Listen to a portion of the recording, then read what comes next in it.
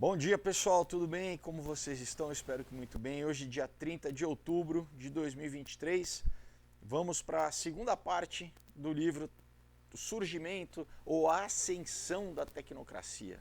Ascensão da Tecnocracia, né?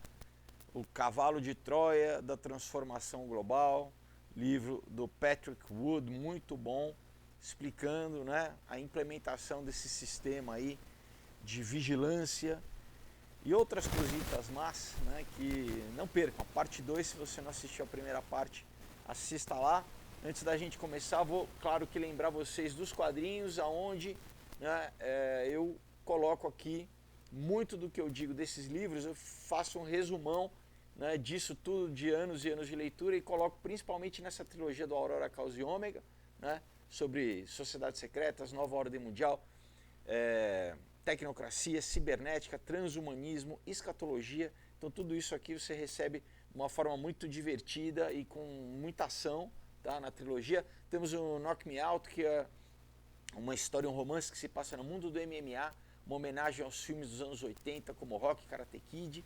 Então você que curte aqueles filmes, gosta do Cobra Kai, né, vai se amarrar. Tem trilha sonora, né, no Spotify. Então você ouve a trilha e vai lendo, cria a sensação de estar vendo um filme mesmo. Temos um outro dia, ganhei o prêmio do Ministério da Cultura com essa história, um drama que se passa no mundo, vamos dizer, do jovem de hoje em dia, né? Onde a gente aborda todas as armadilhas que ele tem que enfrentar, como a questão de doutrinação política, uso de droga, abuso sexual. Então é uma história profunda, mas com muito humor também, né? E tem um quê sobrenatural, que eu não vou dar spoiler aqui para vocês, vale a pena demais. E para fechar, comunhão, suspense com terror psicológico, com muita ação, né? Como enfrentar uma história assim de um time de corrida de aventuras aqui no Brasil que se perde na Mata Atlântica, encontra uma tribo dominada por um psicopata, eles têm que lutar para sobreviver. E a gente aborda toda a questão, né, da falsa fé, da verdadeira fé, de como você enfrentar realmente a morte e não esmorecer, mas vencer. Então tem uma história de superação e de redenção incrível. Então, pessoal, apresentaço aí, olha, já peça para o Natal, já garanta, né, de presente. E para você mesmo também, esse combo incrível, esses HQs, é diretamente comigo, pessoal, não é pela Amazon. Então os links estão aqui embaixo, onde você pede. Tem o meu Instagram, a página da Aurora HQ no Facebook, tem o meu site, que é o felipefogose.com, e eu mando para vocês com o maior carinho aí, autografado, com uma dedicatória para qualquer estado do Brasil, outros países também. Então não perca tempo, já garanta, né, para você, para as pessoas que você gosta, tá bom? Também a gente tem os links do Rumble e do Odyssey aqui embaixo, e do Subscribe Star, que é para os apoiadores do canal, para quem quiser apoiar o canal, tá bom? Muito obrigado os apoiadores. Vamos lá, pessoal, vamos começar então. Onde a gente parou aqui? Então, aqui ele está fazendo, né, uma listinha assim dos, vamos dizer, dos pensadores, né, que ajudaram a criar esse pensamento, vamos dizer, essa base filosófica, né, para os globalistas, né? Então, ele fala do Henri Saint-Simon, que nasceu em 1760 e morreu em 1825. Ele fala: o Saint-Simon foi reconhecido como o pai da tecnocracia pelos próprios tecnocratas, né? Ele também pode ser considerado o pai filosófico da tal chamada igreja emergente, entre aspas, né? Que se tornou proeminente no mundo de hoje em dia, né? Essa teologia crítica, enfim. O Saint-Simon nasceu numa família aristocrata na França. Ele lutou na Revolução Americana e no final, mais para o final da vida dele, né, ele começou a escrever tratados filosóficos, né, críticas filosóficas. E ele desenvolveu várias linhas de pensamentos radicais que influenciaram várias pessoas, entre elas o próprio Karl Marx, né, o Rousseau, o Auguste Comte e outros, né. Ele propunha um cristianismo social, né, e sugeria, vamos dizer, que a propriedade privada ela deveria ser abandonada, né, e que tudo, na verdade, na sociedade deveria ser gerenciado por experts ou por tecnocratas, né? É basicamente o que hoje a gente vê o Fórum Econômico Mundial falando, né? Então, não, acabou a propriedade privada, né? Você não vai ter nada, mas você vai ser feliz. A gente vai te dar ali uma mesadinha, né? Uma renda básica universal. Você vai ficar se divertindo no metaverso ali, né? E a gente deixa que nós somos os experts, nós somos os, né? Os tecnocratas inteligentes aqui, né? Então, nesse novo cristianismo, né, do Saint-Simon, ele também dizia que as igrejas deveriam ser administradas por experts, né? E que iriam dirigir, vamos dizer, a congregação para programas sociais desenhados, né, para reformular o mundo. Claro que tem um conceito que aqui ele não fala, mas o tal do conceito cabalista do Tikkun Olam, né, da restauração da sociedade, na verdade do mundo, né? Restaurar a queda, né? O homem mesmo fazendo esse trabalho da restauração. Afinal de contas, né, eles não acreditaram que o Messias veio, né? Então não é o Messias que vai fazer isso, é o próprio homem que vai, né, restaurar a criação, né, do pecado original. É o homem que vai fazer isso, né? E aí ele fala do Augusto Comte, né, que de 1700 nasceu em 1998, morreu em 1851, e fala, então, o Comte foi o estudante mais famoso do Saint-Simon e era vamos dizer, foi o fundador do positivismo, que foi muito popular na segunda metade dos anos 1800, né? Então a partir de 1850.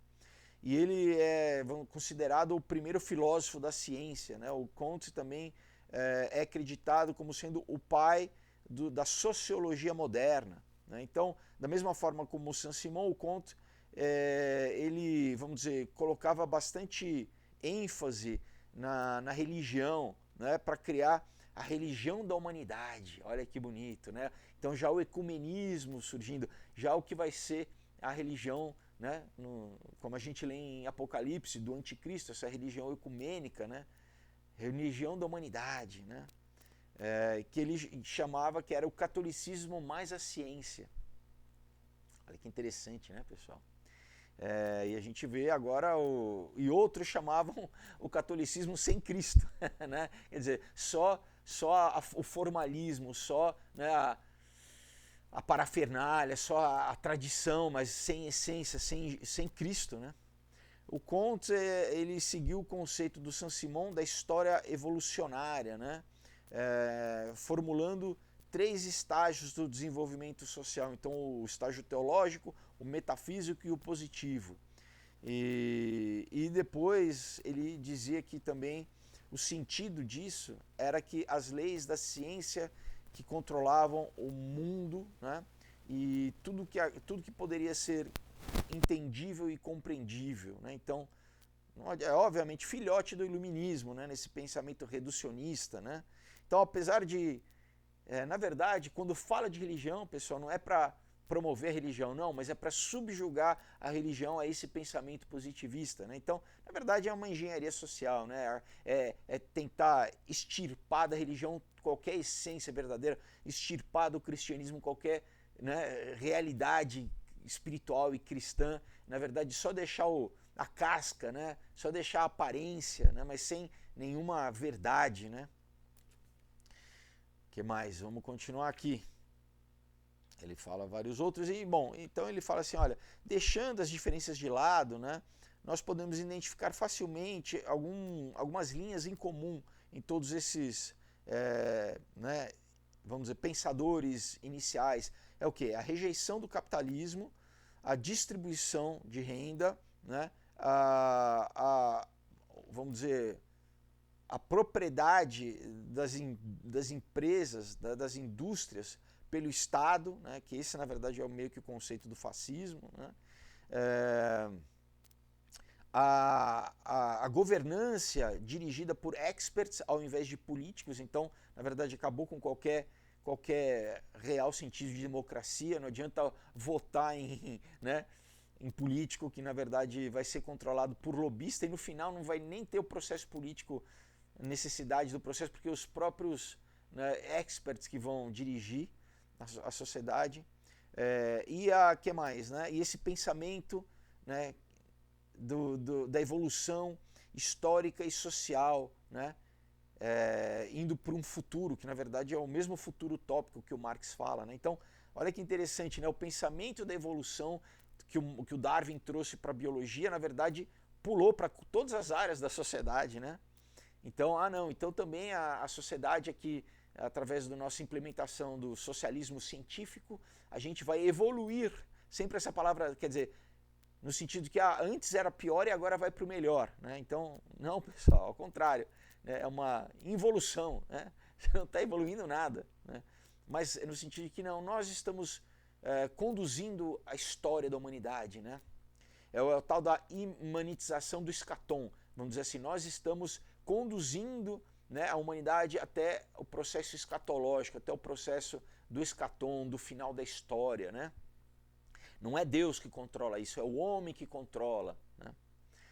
É muito complicado, né, pessoal? Exatamente isso, né? De novo, o homem querendo tomar as rédeas da história, da biologia, da evolução, né? Então o transhumanismo, não, nós agora mais não, né, como o Yuval Noah Harari já diz, né, o homem controla a evolução, o homem controla tudo, né, através da ciência, o homem vai ser Deus através da ciência, remonta a Gênesis 3, pessoal, é a mesma coisa, né? É a mesma mentira de Satanás ali, ó, se você comer da árvore do conhecimento do mal, seus olhos vão abrir, você vai ser igual a Deus e você não vai morrer. É o que eles, né, pregam, né, os transhumanistas, a imortalidade física do homem, né?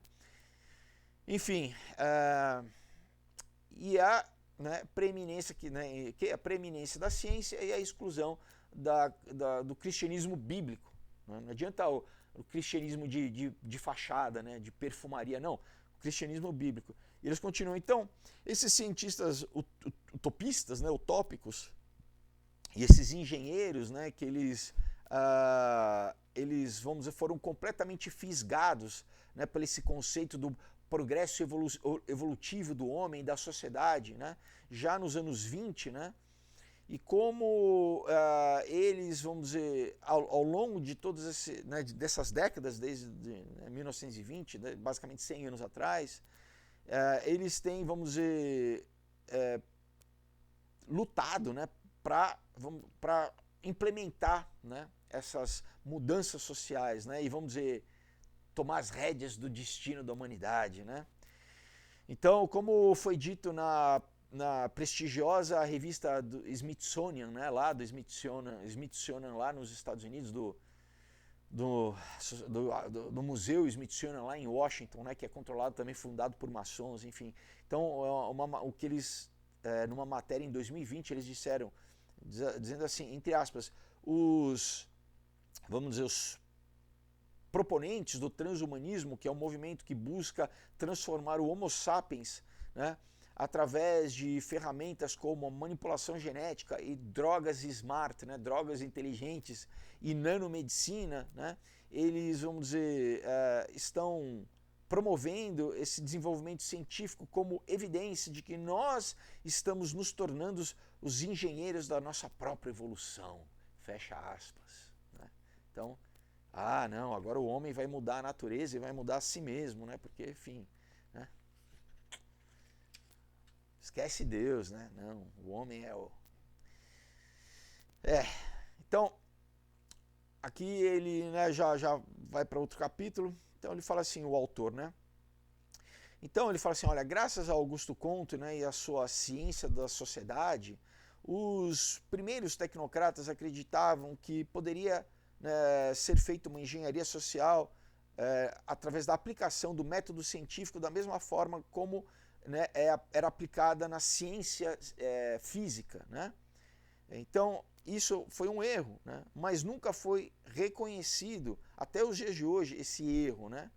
Afinal de contas, você não pode tratar o homem e a sociedade como uma matéria inerte, né? Como você vai aplicar as leis da física para sei lá, né, para uma engenharia de qualquer coisa, de um carro, né, aerodinâmica, hidrodinâmica, né, mas não, você está tratando de gente, de ser humano, de sociedade, não, né, não pode ter a pretensão de querer tratar o ser humano, né, como uma massa, uma matéria-prima,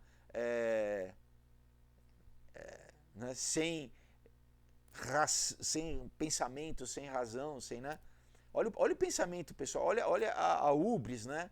Olha a arrogância de falar, não, as pessoas são massa de manobra. Enfim, até um certo ponto eles têm razão, isso que é o problema, né, pessoal? Porque o controle é tão grande através da mídia, através hoje em dia né, da internet, redes sociais e tal, que a manipulação é tão grande que eles acham que eles estão certos, né? Eles falam, não, mas você está falando que a gente não pode controlar o homem, mas olha como a gente, né? Toda vez que eles fazem uma engenharia social, aí um controle, eles veem o resultado, isso reforça, né, essa presunção deles de que eles estão certos, de que eles realmente conseguem controlar que, né, o povo é gado e que as pessoas... A gente tem que ir contra isso, né, pessoal? A gente tem que refutar, a gente tem que, enfim, né, nos educarmos, né, exatamente para entender que o que eles querem fazer é manipular literalmente a sociedade, né? Bom, então ele fala, para eles, né, o simples fato de que o mundo está se tornando cada vez mais tecnocêntrico, só, vamos dizer, aqui, né, só mais dá força, né, para a urgência das discussões deles e do planejamento deles para esse futuro tecnocrata, né, para, vamos dizer, para completar esse sistema de controle, né? Então, eles somente poderão salvar o mundo de si mesmo, enquanto os políticos, né, irão com certeza piorar a situação. Bom, a gente tem que entender também que existe uma intersecção entre os tais dos políticos e os próprios tecnocratas, né? Tem vários políticos que, na verdade, né, têm um discurso populista, tanto da direita quanto da esquerda, para agradar a população, mas são ou completamente vendidos para esses tecnocratas, ou eles até têm conhecimento dessa tecnocracia, não falam, mas, né, são eugenistas, querem fazer controle social, né, querem reduzir a população, e realmente acreditam, né, que, não, o povo é um bando de ignorante e nós que temos que, né, eles se excluem, é basicamente como, não, né, existem duas humanidades, uma humanidade que, né, é aquela da gentalha, né, dos incapazes, daqueles que devem ser governados por nós, né, e nós que somos a elite, né, e nós que temos a razão, e nós que, né, bom, vamos continuar aqui. Ele fala do Taylorismo também, né, que é basicamente o Frederick Taylor, né, que em 1921 escreveu o livro O Princípio do Gerenciamento Científico, o que é empregado por muitos RHs de empresas, né, o tal do Taylorismo, né, de fazer organograma de empresa, e, enfim. Ele fala brevemente sobre isso aqui também, que tudo faz parte um pouco desse pensamento tecnocrata, né.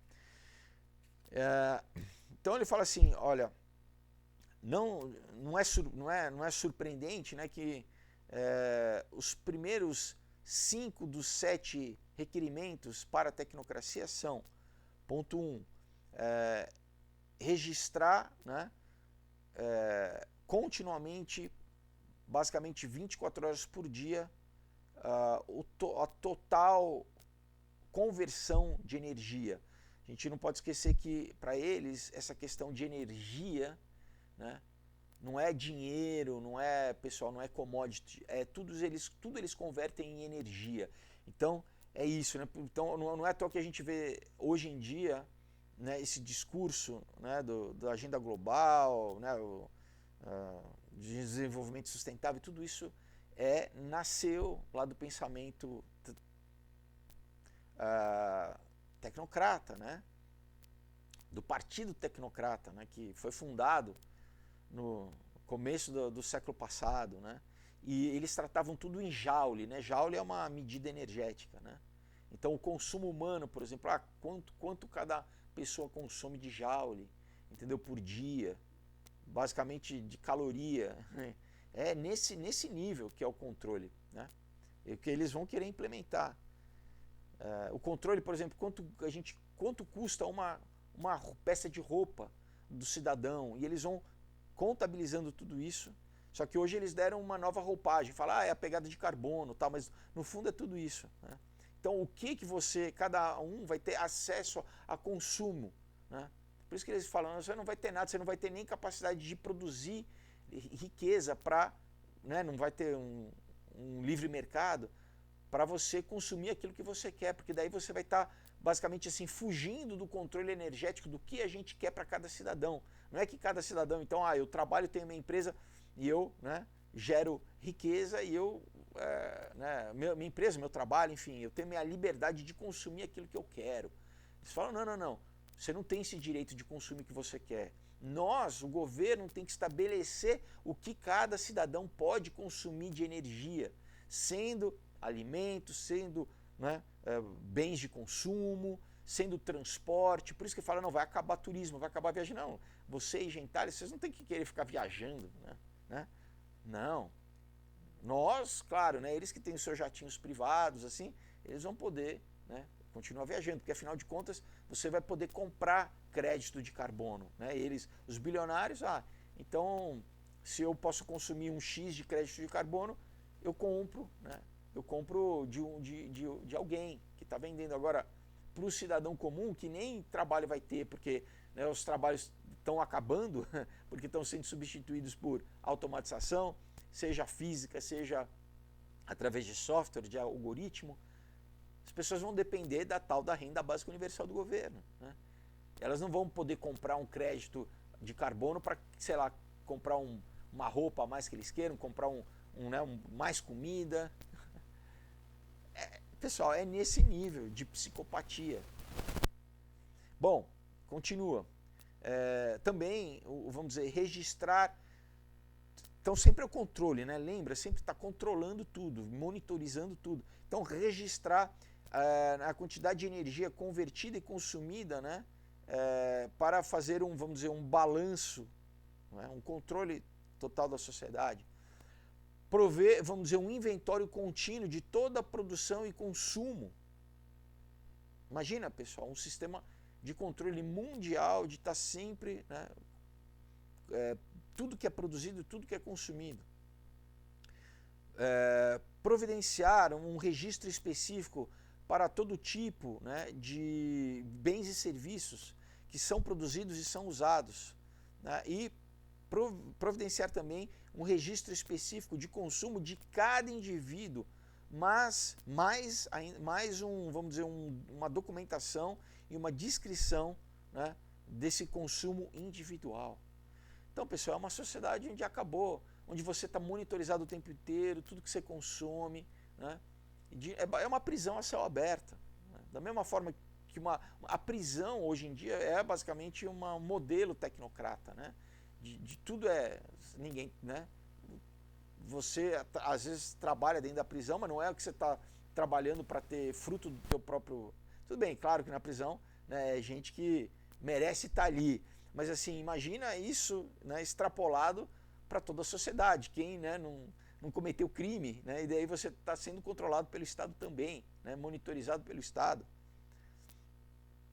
Então, em 1934, né, essa ideia da tecnocracia existia só conceitualmente, ela ainda não tinha sido implementada. Mas o tempo estava, né, ele fala que o tempo estava do lado dos tecnocratas, né, porque essa tecnologia existe já hoje, né, então eu falo assim, bom, né, nesses basicamente 100 anos aí, eles conseguiram, né, desenvolver essa tecnologia e ela tem sido rapidamente implementada a fazer exatamente aquilo que o Scott e o Hubbard, né, que são né, os autores, vamos dizer, que deram a base, sociólogos, né, que deram a base desse pensamento, eles tinham especificado, eles tinham, né, já desenvolvido toda essa questão, feito pesquisas exaustivas, né, vamos dizer, tinham já medido, controlado todas as facetas da atividade individual, né, e vamos dizer, e calculado cada ampere de energia entregue e consumido, né, através dos indivíduos. Então, eles tinham tentado fazer uma planilha vamos dizer, de um indivíduo de classe média, de quanto basicamente ele consumia em tudo, pessoal. Então, por exemplo, quanto que uma pessoa consome de energia elétrica numa casa, né? De geladeira, por exemplo, para lavar roupa, de entretenimento, de luz mesmo, né? Então, se a pessoa tem um carro, quanto que isso, né? Quanto, por exemplo, eles incluíam quanto que a fabricação de um carro por um indivíduo, por isso que eles querem, por exemplo, acabar com um carro, né? Com propriedade privada individual não, eu tenho um carro meu. Eles falam, não. Tem muita energia que é gasta na fabricação de um carro, né, para as pessoas poderem ter carro. Né? Então, literalmente, pessoal, eles tentaram, vamos dizer, contabilizar desde a extração, né, material, por exemplo, o minério para fazer um carro, para fazer uma geladeira, para fazer uma máquina de lavar, para fazer, né, tudo isso. A fabricação, né, quanto que gasta de energia para produzir um carro, uma geladeira e o que as pessoas vão ter, né? Então, vocês estão entendendo mais ou menos o que eu estou querendo falar? Basicamente assim, na casa, né, tudo, o que você tem na tua casa? Quais são, por exemplo, aparelhos eletrodomésticos, televisão, liquidificador, sei lá, air fryer, grill, né? Quanto que cada um desses aparelhos, né, quanto que gasta, vamos dizer, quanto que de energia é empregado na produção de cada um desses aparelhos. Então, só para montar uma casa já tem um X de energia ali gasta. Claro que as casas variam muito, né, pessoal? Então, é uma base, né? Mas eles querem chegar num limite onde todo mundo fora eles mesmos, né, que eles se excluem disso, eles não podem viver no luxo que eles quiserem, ter acesso a tudo que eles quiserem. Mas assim, né, nessa sociedade ideal deles igualitária, onde a gente vai acabar a pobreza, mas na verdade é reduzir todo mundo, é o mínimo, na verdade é o máximo denominador comum de pobreza, né, assim, é o mínimo suficiente para o sujeito viver ali, né?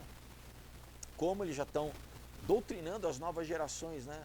A geração Z aí, uma geração toda que, eu vivo num pod, né? Um pod é um casulo, né? Eu não tenho nada, eu sou feliz, né?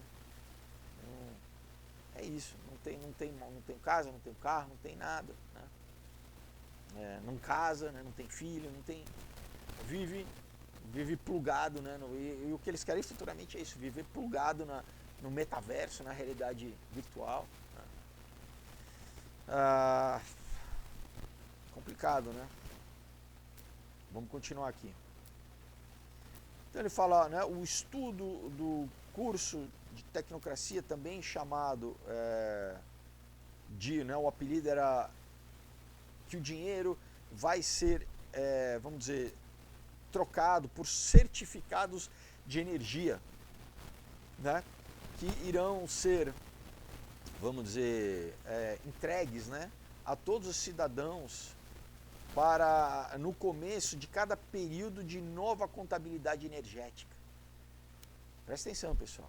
Então, de cada momento ali no ano, sei lá, cada mês iria começar um novo período de contabilidade energética e aí cada cidadão ia ganhar seu certificado energético, tá? Então, acabou o dinheiro, acabou o conceito de dinheiro, né? E esses certificados, eles só podem ser gastos em bens e serviços durante um determinado período e eles irão expirar, né? Bem como, né, um novo lote, vamos dizer assim, vai ser entregue no mês seguinte ou no período seguinte, né? Então, o acúmulo de riqueza privada não será possível. E isso, pessoal, já está sendo implementado na China com crédito social, né? Quando o CBDC, quando as moedas digitais dos bancos centrais forem implementadas até 2025, o Banco de Acordo Internacional já disse isso em, acho que 2020, 2021, eu não me lembro exatamente que ano, até 2025, pessoal, esse novo modelo econômico. Vocês estão entendendo como o buraco é mais embaixo? Por isso, né, se a gente pegar um padrão de transformação social né? Primeira Guerra Mundial, estabelecimento do Banco de Acordos Internacionais, da Liga das Nações. Segunda Guerra Mundial, FMI, né? O Fundo Monetário Internacional, o Banco Mundial, fundação das Nações Unidas, tudo isso depois da Segunda Guerra. Eu acho que eles querem criar um grande trauma coletivo no mundo para o quê? Para as pessoas não prestarem atenção na implementação disso, todo mundo traumatizado com um grande conflito aí. E quando isso for implementado, pessoal, é game over, né? Já é muito próximo ao que a gente lê em Apocalipse 13, né? Dessa sociedade onde ninguém pode comprar ou vender se não tiver inserido nesse sistema, né? Que a Bíblia, né, denota que vai ter uma marca específica para você poder funcionar. E aonde é isso? Acabou, você não consegue economizar, pessoal. Isso é muito sério,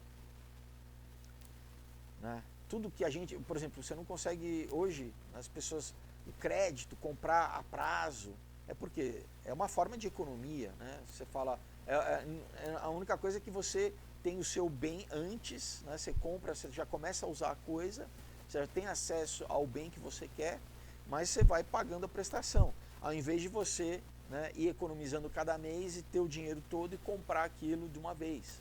Mas de qualquer forma, né, é uma forma de economia. Aqui, se aquilo que é dado para você da tal da renda básica universal do governo, ela expirar a cada fim de ciclo, vamos dizer assim, não adianta você querer guardar, não adianta você querer consumir menos, né, do aquilo que foi dado para você, na expectativa de guardar um pouquinho para ir juntando ao longo do tempo e poder comprar algo que você quer, porque você está entendendo, você nunca vai poder comprar aquilo que você quer, vai sempre estar fora do teu alcance, porque eles basicamente vão acabar com a capacidade de poupança. As pessoas não vão conseguir mais poupar, economizar. Qual que é a mensagem que manda também? Olha, obviamente que vai ser uma quantia muito limitada. Já penso que seria já bem difícil as pessoas conseguirem economizar, porque eles vão dar realmente uma raçãozinha que é para durar aquele tempo, né? Exatamente para a pessoa nem achar que ela poderia economizar. Ela vai para comer mesmo, para se manter, ela vai ter que gastar tudo aquele tempo, aquele mês, vamos dizer de mês, né? Não sei se eles vão seguir, né, o calendário, vamos dizer assim, né? E ele continua falando assim, então eles, vamos dizer, eles pensaram, né, que desde o momento que todo mundo precisa trabalhar, todo mundo precisa, vamos dizer, de diversão, de entretenimento e de saúde, que isso seria abundantemente, vamos dizer, fornecido, e que as pessoas iriam gratuitamente, né, ou vamos dizer, voluntariamente, trocar, né, vamos dizer, o direito de ter propriedade privada por esse sonho utópico, vamos dizer, de abrir mão, vamos dizer, da sua autonomia para receber tudo do Estado. E a gente tem visto que cada vez mais isso tem sido implementado nas novas gerações, pessoal. A gente vê vídeo aí desses, né, Gen Z, dessa geração Z, né, que vai primeiro dia de trabalho e chora, não quer trabalhar. Eles já estão sendo doutrinados ao que não. Eu prefiro ficar em casa jogando videogame. Né, o que aconteceu nos 2 anos aí do lockdown e tudo, onde, por exemplo, nos Estados Unidos o governo deu bolsa para muita gente e depois, quando acabou, né, as pessoas não queriam voltar ao trabalho. Eles gostaram de ficar sem fazer nada, né? Então, olha como já está sendo implementado isso.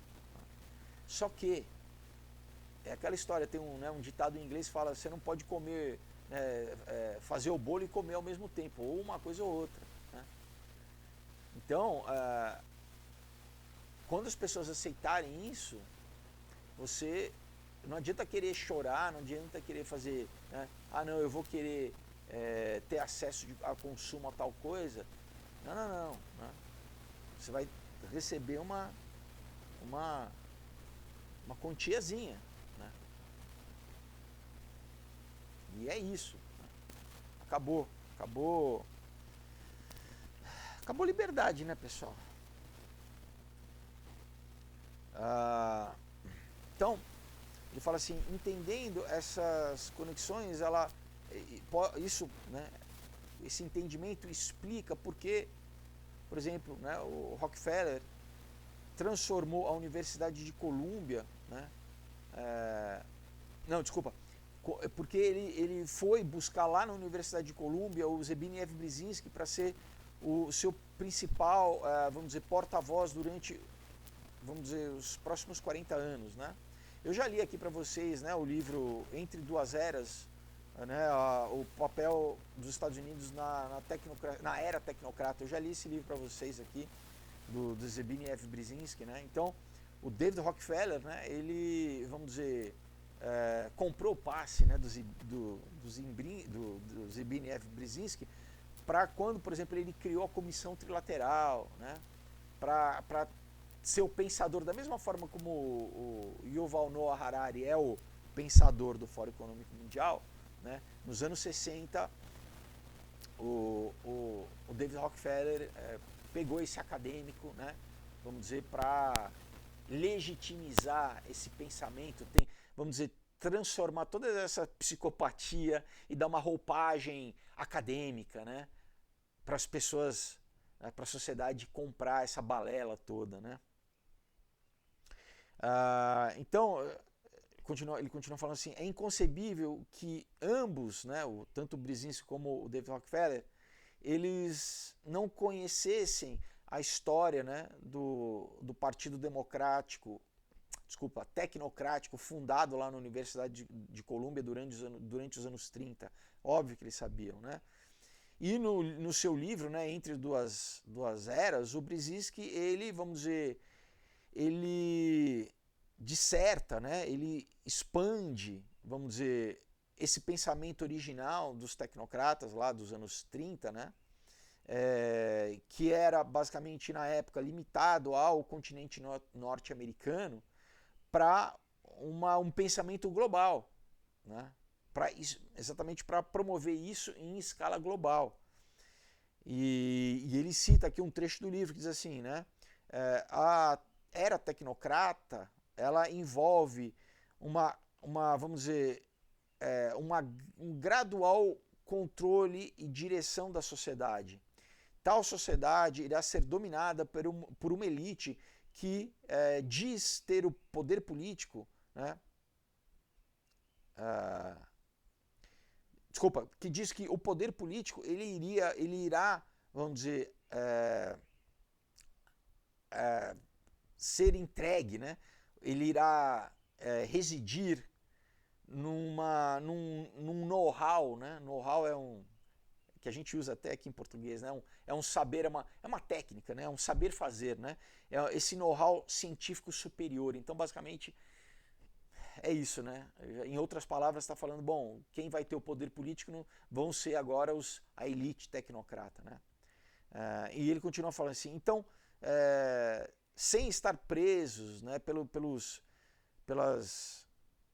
limitações dos valores liberais tradicionais, essa elite não irá hesitar em atingir esses objetivos políticos através do uso das mais modernas técnicas para influenciar o comportamento da população, o comportamento do público e manter a sociedade debaixo de uma vigilância e de um controle, né, de um próximo, né, ele fala assim, de um controle, de uma vigilância, vamos dizer, bem, né, bem próxima, né, bem ali focada. Isso está no livro, pessoal, eles não escondem, só que, né, de novo, pouca gente conhece, né, pouca gente leu, mas esse é o que eles querem. Vocês estão entendendo? Vamos continuar aqui. Então, ele escreveu, né, que a humanidade ela se move através de esse pensamento evolutivo da história, vamos dizer assim, ela avança em 3 estágios de evolução e que que ela já tinha passado por 3 grandes estágios de evolução que, né, naquela época, nos anos 60, 1960, nós estávamos no meio do quarto e grande estágio final, né? Do quarto estágio e o último estágio, né? Então, o primeiro estágio foi descrito como religioso, né? Que combinava um pensamento universalista, né? Que dizia, né, e aceitava a ideia do homem, do destino do homem estar nas mãos de Deus, né? Mas que era uma época de ignorância, né, de falta de literalidade, né, de ignorância mesmo, né? Ele fala, o segundo estágio foi o estágio do nacionalismo, que, vamos dizer, pegava o pensamento do cristão da igualdade perante a lei, né? Na verdade, o pensamento cristão é a igualdade perante Deus, porque somos todos feitos à imagem e semelhança dele. Mas aqui, né, então ele fala a igualdade perante a lei aonde, né, é marcado um outro grande passo, né, na progressão, na progressão da redefinição da natureza humana e do nosso lugar do mundo. Então, né, então ele está falando aqui, quando o conceito do nacionalismo surgiu, então, né, já deixou para trás o tribalismo, então os homens passaram a ser iguais à medida que eles eram cidadãos de uma nação, de um país. Então, dentro de um país, né, se você nasceu naquele país, você é um cidadão, então você tem os mesmos direitos e deveres, né, garantidos pela Constituição daquele país. Todo mundo dentro daquele país tem que obedecer ao mesmo conjunto de leis. Tá? Aí ele fala, olha só, o terceiro estágio é o estágio do marxismo, né, no qual o Brzezinski dizia representa, né, um passo vital, né, e um passo criativo em amadurecer a visão universal do homem. Então, né, deixa agora a ideia do homem, né, debaixo de estados, né, separados por culturas, por línguas, não, para a gente passar para o próximo passo universal. Então é uma cultura universal, uma língua universal, né? Se houver a necessidade de uma religião universal, mas uma religião obviamente controlada pelo Estado. E o quarto e último estágio, né, é o que o Brzezinski chama da era tecnocrata, aonde, o ideal do racionalismo humano numa escala global, que é o resultado, né, da evolucionário das transformações comunistas, ele falava no caso na América, né, como sendo os Estados Unidos o propagador final. Olha que interessante, pessoal. Então, não é a União Soviética que iria propagar o comunismo. Os Estados Unidos iria propagar o comunismo. Porque, na verdade, esses aqui que criaram, que viram a necessidade de criar sempre uma tensão dialética histórica, né? Vamos criar esses dois grupos para o quê? Ficar jogando um contra o outro e a gente sempre chegar na nossa síntese aqui. É o que eu já li o livro para vocês aqui, né, do Hegel, né? Então, essa base de, né, enquanto as pessoas ficam presas, né, em eu tenho que ficar de um lado ou do outro, né, eles vão jogando, né, todo mundo um contra o outro e vão sempre chegando ali na síntese que eles querem, né? E a gente está vendo isso acontecer agora, pessoal. Eles criam as polaridades, a gente, né, fica preso, não, é um no outro, e eles criam, né, é a ordem saída do caos. Precisa criar um conflito, precisa criar o vilão, precisa criar o inimigo. Por isso que eles dão dinheiro para ambos, né, fornecem dinheiro para ambos, porque eles querem criar conflito, né? Bom, vamos continuar aqui. E no livro, né, do Brzezinski, A Era Tecnocrata, então ele diz, entre aspas, está citando o livro mais uma vez, o Estado-nação como uma unidade fundamental da organização da humanidade, da vida humana, né, ela, vamos dizer, deixou de ser a principal força criativa social. Né? Então, em todo o livro ele propõe exatamente esse abandono do conceito de país, né, pessoal, de nacionalismo. Então a gente entende também por que esses fluxos migratórios que eles estão promovendo, né, nesses últimos 20 anos, pessoal, porque para diluir cultura, né? De novo, você pega pessoas que de outros continentes que não tem nada a ver com aquela cultura e enxerta ali para quê? Para diluir as culturas, né? Então ele continua aqui. Os bancos internacionais e as corporações multinacionais estão agindo e planejando em termos que são muito mais avançados do que os conceitos políticos das nações-estados. Vocês estão entendendo, pessoal? Então, eles são muito espertos, porque as próprias pessoas da direita, vamos dizer assim, os capitalistas, não iriam pensar que as multinacionais serviriam como agentes globalistas de implementação de governos. Hoje em dia você tem empresas, pessoal, que têm mais dinheiro que alguns países, que vários países, na verdade, né? E que tem influência tão grande em países que eles mudam leis, né? Então você fala, peraí, mas quem que tem controle nesse país? Quem que institui legislação? Você tem empresas que subvenciam candidaturas né, pagam, e muitas vezes através de ONGs, né, ou através de fundações dessas empresas, pagam, né, a escolaridade. A gente tem no Brasil aqui, um exemplo é Tabata Amaral, tá? Formada pelos globalistas, né? Dinheiro do Lehman e tal, né? Muitos que fizeram ali, já cursaram o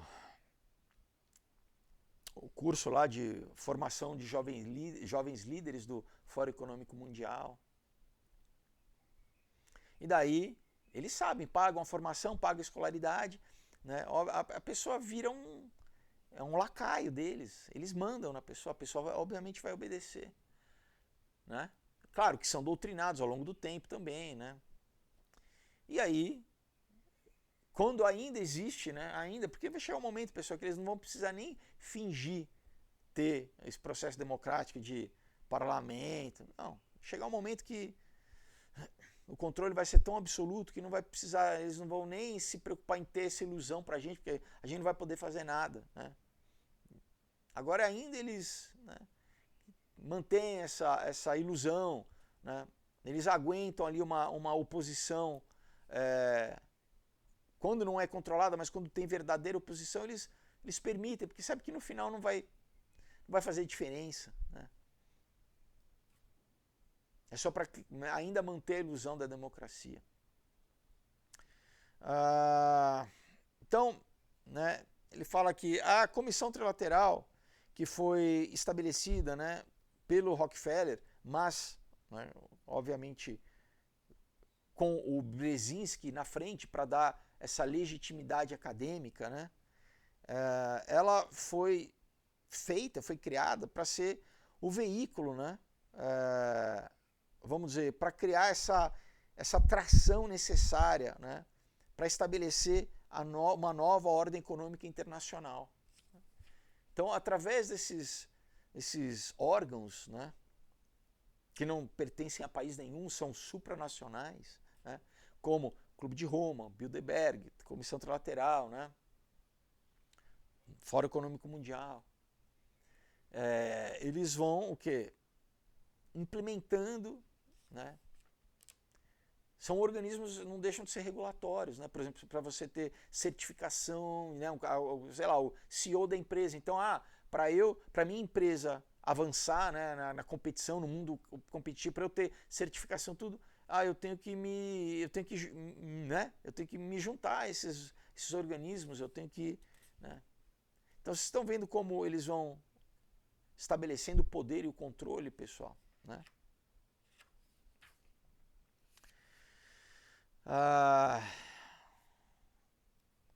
Vamos continuar aqui.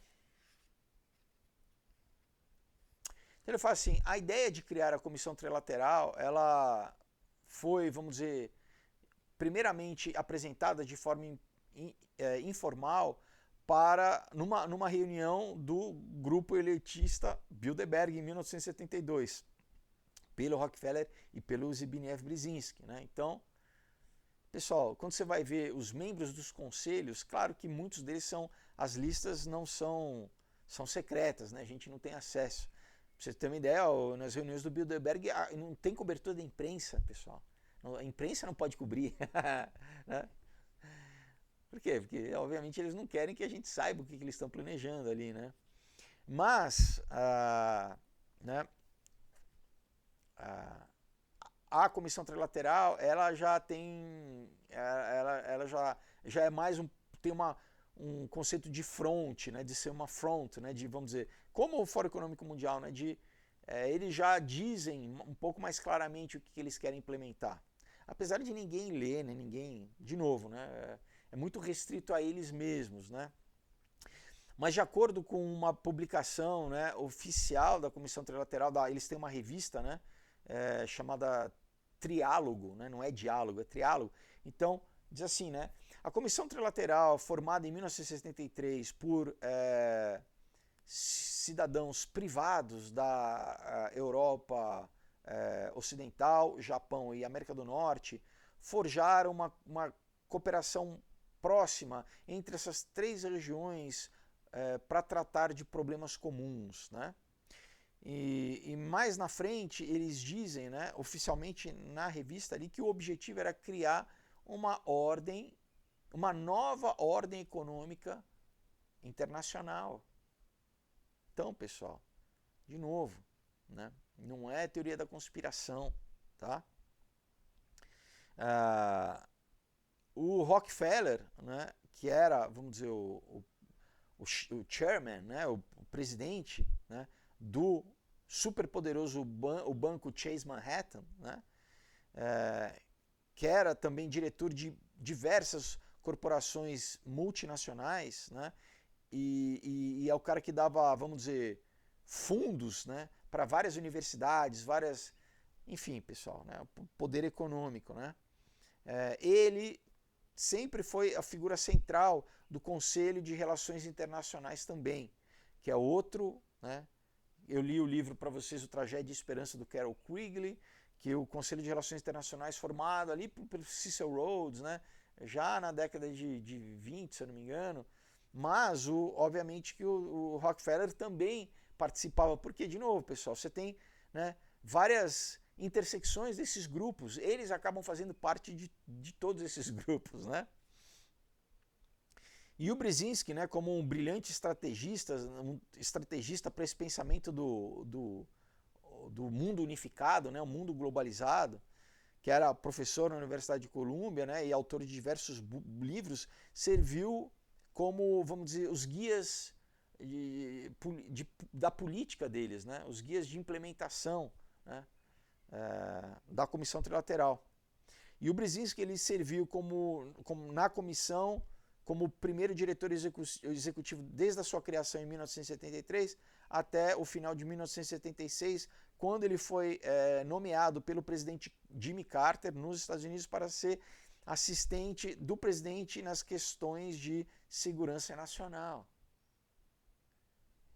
Então, pessoal, olha o círculo de poder, olha, então o público, né, a população elege, no caso elegeu Jimmy Carter, que era um democrata, e quem que o povo não sabia que estava, né, determinando a política que o Jimmy Carter, de novo, né, o presidente, pessoal, muitas vezes é o porta-voz, o cara vai lá e dá um discurso, mas, né, ele tem ali os seus, no caso aqui no Brasil, ministros, né, quem que determina a política, né? Então, aqui o Zbigniew Brzezinski estava, vamos dizer, dirigindo a política de segurança nacional, né, dos Estados Unidos, né? Então, a membresia, né, da Comissão Trilateral, entre, né, os membros, também você tinha acadêmicos, políticos e magnatas no mundo corporativo, né? Dentre esses, incluindo banqueiros internacionais, líderes de sindicatos trabalhistas, tá? E diretores de gigantes da mídia, tá? De corporações de mídia, né? Conglomerados midiáticos, né? Então, basicamente, a Comissão Trilateral virou um braço do governo, um braço não oficial. É o que a gente chama do tal do Deep State, né, pessoal? Diferente do governo visível, aqui ele fala, obviamente, dos Estados Unidos, de Washington. Então, né, diferente daquilo que aparece na TV, do que eles deixam aparecer nos jornais, do que eles deixam aparecer na TV, né? Que ninguém elegeu, ninguém sabe, mas que está dirigindo o país. Então você fala, quem que dirige o país? Né? E, no fundo, quem que dirige os países, quem que dirige os blocos econômicos, quem que dirige a União Europeia, né?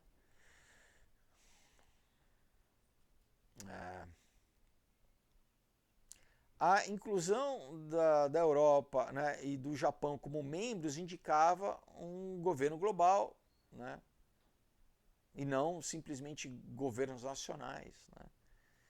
Então sempre foi o desejo da Comissão Trilateral a implementação do globalismo, né. Então ele fala, é importante notar que o Brzezinski e o Rockefeller, eles não buscaram inicialmente conselhos, né, do Conselho de Relações Internacionais, mas do Bilderberg. Tá? Então, se o Conselho de Relações Internacionais pode ser dito, né, que eles, vamos dizer, surgiram, eles cresceram, né, e através deles muitos conceitos assim desse idealismo a respeito de um mundo, né, um mundo globalizado.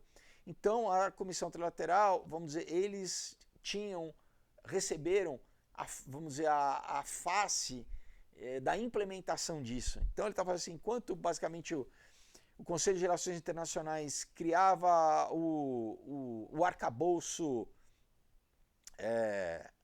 filosófico, né, né, quem teve o papel de pegar essas ideias e implementar e começar a colocar em prática foi a Comissão Trilateral. E o presidente Carter aqui, né, que era um fazendeiro, né, ele no estado da Geórgia, ele tinha uma fazenda de amendoim, de repente ele foi catapultado, né, como político, né, e o moto de campanha dele, né, era "Eu nunca irei mentir para você", né? Esse era o lema da campanha dele, né? Ele foi escolhido pela Comissão Trilateral e pelos Brzezinski em 1973. Tá? Da mesma forma como o pessoal escolheram o Clinton, né? Da mesma forma como escolheram o Obama. Eles selecionam o pessoal. Né? E óbvio que o cara, quando está ali, ele vai cumprir aquilo que é mandado, né? Senão, não, pode ter um atentado, pode ter um acidente, né? Então foi o Brzezinski que, na verdade, né, ele primeiro identificou no Carter, né, uma qualidade possível para um candidato presidencial, né? E subsequentemente educou o Carter, né, em assuntos econômicos, né, em assuntos de política internacional, e vamos dizer, né, meio que educou, né, meio que preparando. Da mesma forma, pessoal, como de novo, aqui no Brasil, né, você vê o pessoal do Novo fazendo isso, né, não vamos pegar jovens líderes, pessoas, né, da mídia, vamos tentar, né, a gente viu a tentativa com o Luciano Huck, né, a mesma coisa, vamos pegar um cara aqui, vamos tentar formar ele para a gente lançar como o nosso candidato, né. é um testa de ferro, pessoal, é um laranja, né? E aí, quando o Carter foi eleito, né, a primeira coisa que ele teve que fazer, né, foi nomear o Brzezinski como assistente, né, exatamente quem controlava, né? Basicamente, o Zimbrinski era do Carter, mais ou menos como o Zé Dirceu era do companheiro, né? Então, ele, né, ele foi chamado, né, foi nomeado o chefe do Conselho de Segurança Nacional porque, né, ele respondia somente ao presidente. Na verdade, quem respondia a quem, né? Entendeu? Ele não, o Brzezinski nesse cargo, ele não tinha que responder a generais, a nenhum outro chefe de gabinete, nem ao, não, o acesso era direto ao presidente, né? Então, era dito na época que, né, e com razão, que o Zimbrinski tinha, né, a segunda posição de mais poder nos Estados Unidos.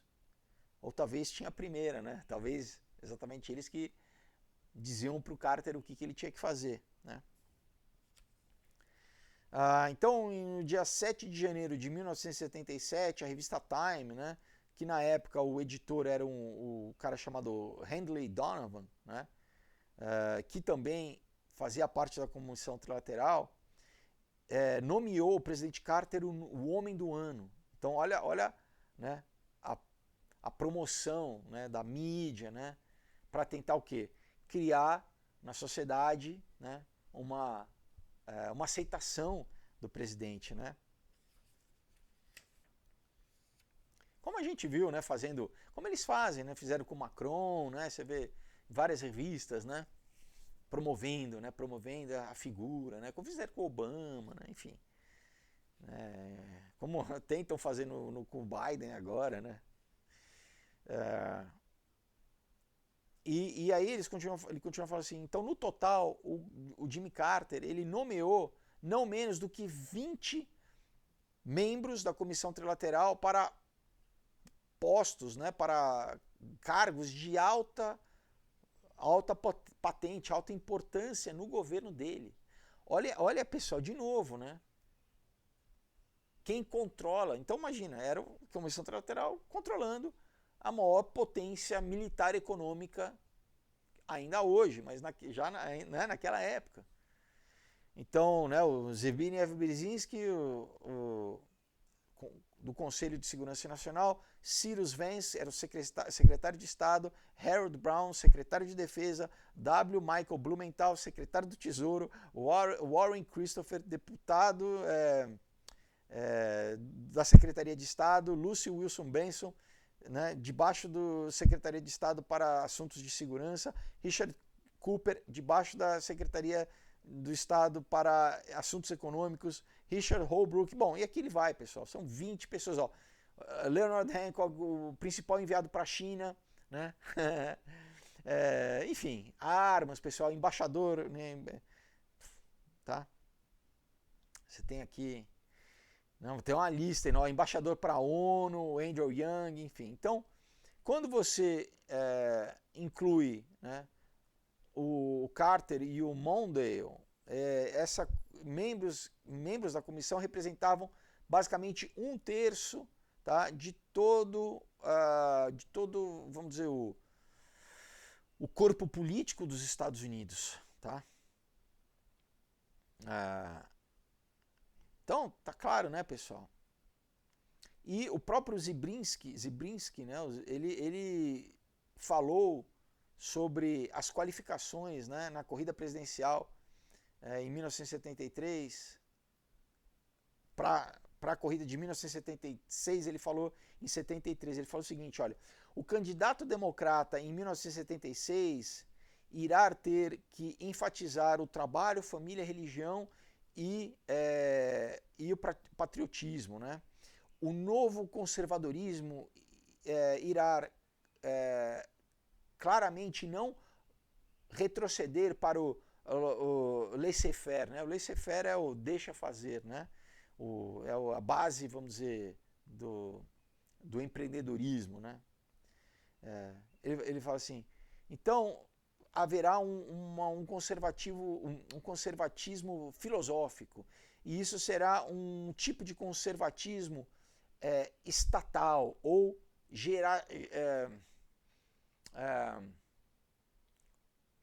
como que eu posso dizer aqui? Gerenciável, tá? Isso tudo, pessoal, são eufemismos para o quê? Para comunismo, para socialismo, né? Então não tem nada de conservatismo estatal. Né? Eles usam jogo de palavra, pessoal. Isso é um tipo de magia, né? É o que o Michael Hoffman chama de Twilight Language, né? É uma linguagem cifrada que as pessoas leem e estão sendo condicionadas sem saber que estão sendo condicionadas, né? Ele continua aqui, então haverá valores conservadores, mas que dependerão em grande parte de uma codeterminação entre estados e corporações. O que é isso, pessoal? Isso é a definição de fascismo, né? Você tem estado e corporação junta numa coisa só, né?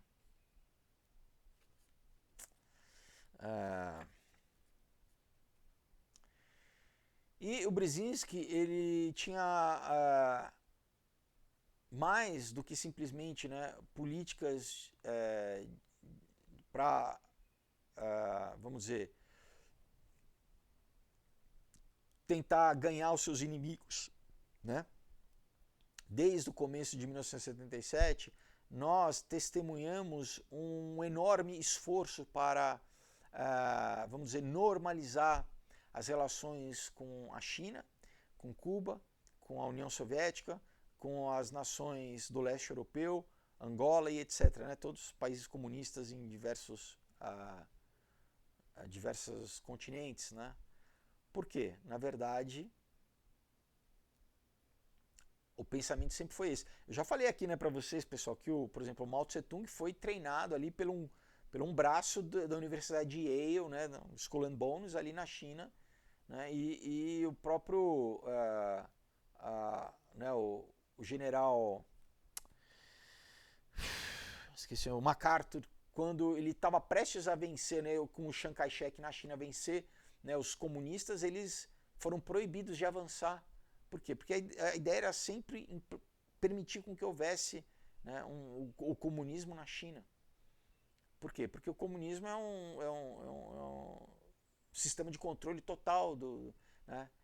Então eles sempre pensaram que a China ia ser, né, a manufatura do Oeste, sempre pensaram né, eu já falei aqui para vocês a matéria do próprio David Rockefeller, quando ele foi em 72 para a China, a matéria da revista Time, né, onde ele fala que a China seria o modelo da nova ordem mundial.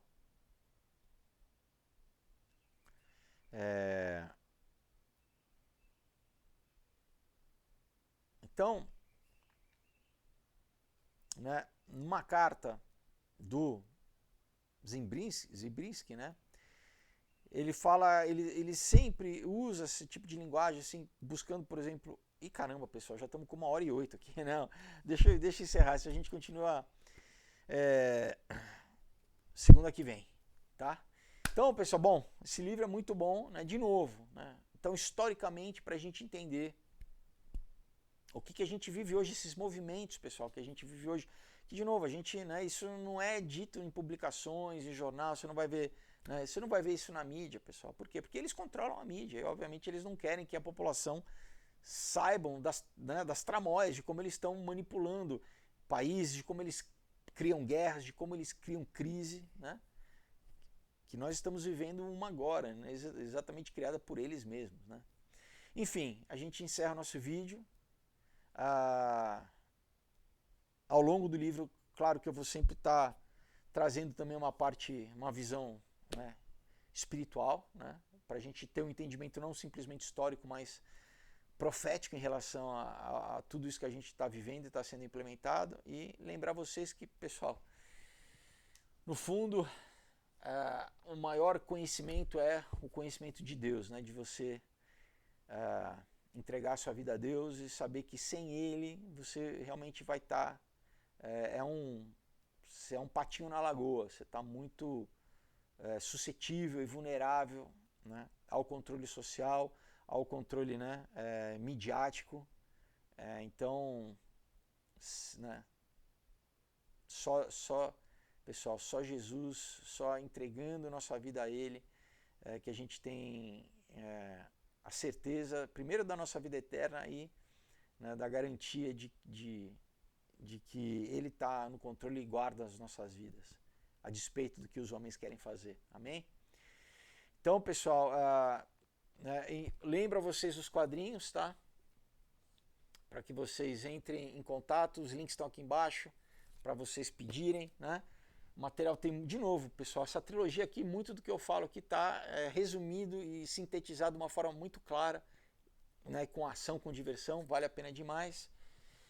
E encerro nosso vídeo de hoje fazendo uma oração. Se você quiser entregar sua vida a Jesus, né? Faça isso agora comigo. Faça essa oração crendo no teu coração e confessando com a sua boca. Coloca a mão no seu coração e ora comigo assim. Senhor Jesus, obrigado por esse dia, Pai, porque eu entendi que eu preciso me reconciliar contigo, fazer as pazes contigo. Então, eu peço a Ti perdão, Senhor, por tudo aquilo que me afastou de Ti, Senhor, por todo o ato, Senhor, todo o pensamento, toda a ação, Pai. Tudo que eu falei, que eu me deixei ser usado pelo mal, Pai. Que eu me deixei, Pai, ser levado consciente ou inconscientemente. Deixei meu corpo ser usado, Pai. Eu peço hoje, Pai, quebra toda a cadeia, Pai. Quebra todo o grilhão, me lava com o Teu sangue, Pai. Eu peço a Ti perdão, Senhor, por todo o pecado e eu Te reconheço, Jesus, e Te confesso como o meu único e suficiente Senhor e Salvador. Não sou eu que me salvo, Pai, eu preciso de Ti, Senhor, do teu sacrifício na cruz do Calvário, que de graça comprou, Pai, a minha dívida, Pai, pagou a minha dívida, Senhor. Obrigado, Senhor, pelo Teu amor, Pai, porque hoje Teu sangue me lava e me purifica, Pai. Eu Te convido, Espírito Santo de Deus, vem fazer morada em mim, vem ser entronizado em mim. Eu peço, renova a minha mente, meus pensamentos, Pai. Renova, Pai, me dá um novo coração, Pai, me dá os frutos do Espírito hoje em mim, Pai, para que eu possa andar, Pai, em verdade, Pai, em vida, Senhor, para que eu glorifique o Teu nome. Eu peço, escreva o meu nome no Teu livro da vida e me cele com o Teu Espírito Santo da promessa. Em nome de Jesus Cristo, amém. Se você fez essa oração com fé, né, a Bíblia testifica que você então agora é um cidadão do céu, não só daqui da terra. Então compre uma Bíblia, passe a ler, né, ter uma rotina de oração e busque uma igreja para você estar inserido no corpo de Cristo, mas uma igreja que pregue a Bíblia, né, não uma igreja esquerdista, né, que tem várias, mas uma que pregue a verdade. Amém? E de forma mais sutil, não vá também numa que não reconhece que Jesus é Deus e homem simultaneamente. Tem algumas seitas, pessoal, que não reconhecem que Jesus é homem e Deus ao mesmo tempo. Jesus é Deus encarnado. Então pergunte quando você for visitar, vocês acreditam que Jesus é Deus e homem? Se falarem, não é bem assim, você agradece e vai buscar um outro lugar. Amém? Mas é isso, pessoal. Então a gente encerra nosso vídeo. Deus abençoe, uma excelente semana para vocês. Até quinta-feira. Tchau.